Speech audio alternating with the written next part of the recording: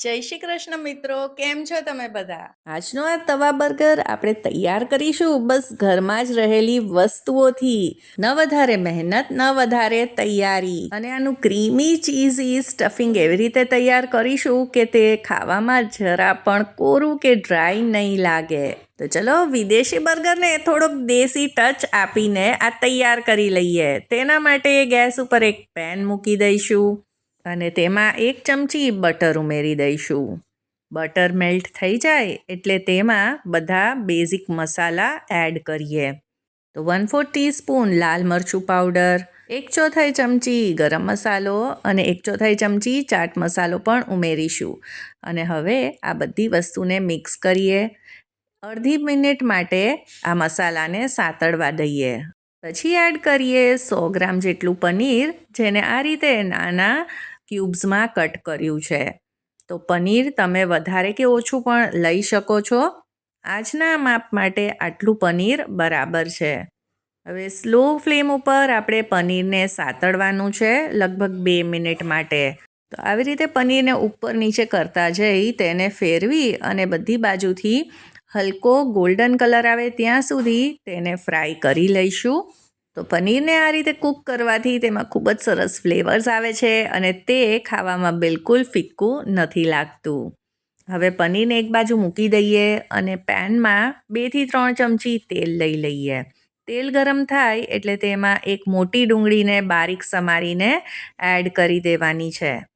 હવે ડુંગળીને એકાદ મિનિટ માટે સાતળી લઈએ અને હવે આપણે આમાં ઉમેરી દઈએ કેપ્સિકમ. તો અહીંયા મેં અડધું મોટું કેપ્સિકમ આ રીતે ઝીણું કટ કરીને એડ કર્યું છે.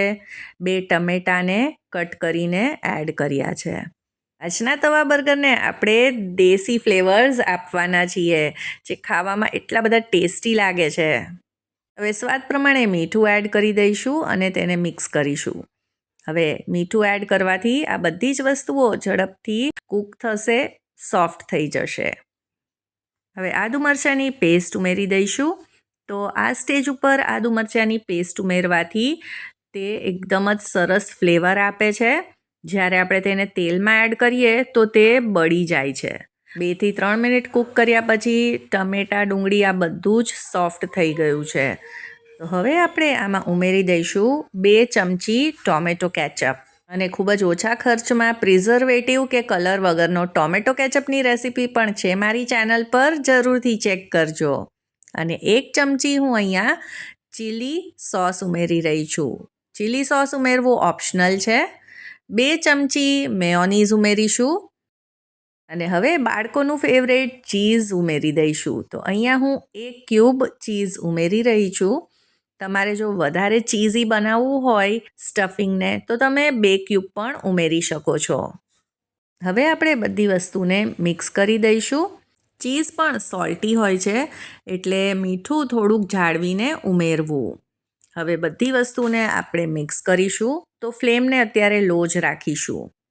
સ્ટફિંગમાં સરસ કલર માટે 1/4 ચમચી હળદર અને 1/4 ચમચી લાલ મરચું પાવડર પણ મેં એડ કર્યો છે.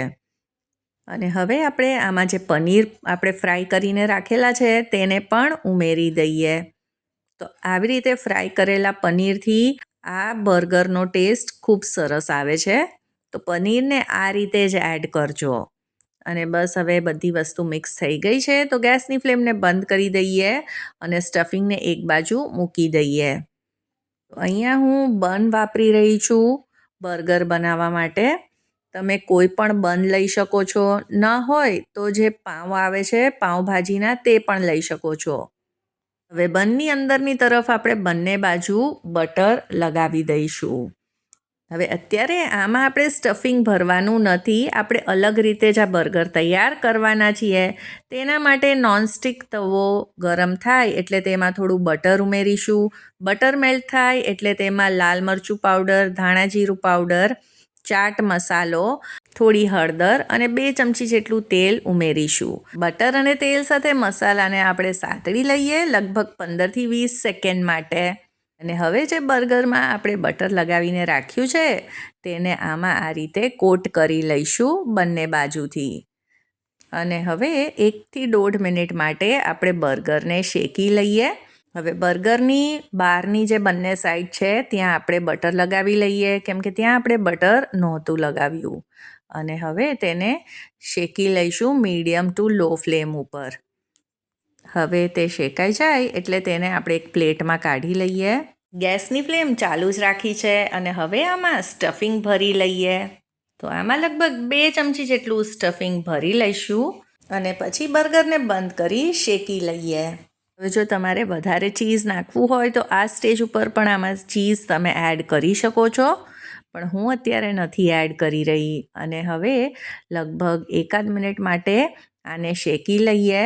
આપણે ઓલરેડી બટર નાખેલું જ છે એટલે હવે આપણે આમાં બટર એડ કરવાની જરૂર નથી. તો દેશી ફ્લેવર્સથી ભરપૂર આ ટેસ્ટી તવા બર્ગર તૈયાર છે. તો આજની આ રેસીપી જો પસંદ આવી હોય તો તેને લાઈક કરજો, શેર કરજો અને ચાર્મીસ ગુજરાતી રસોઈને સબસ્ક્રાઇબ કરજો. સૌને જય શ્રી કૃષ્ણ.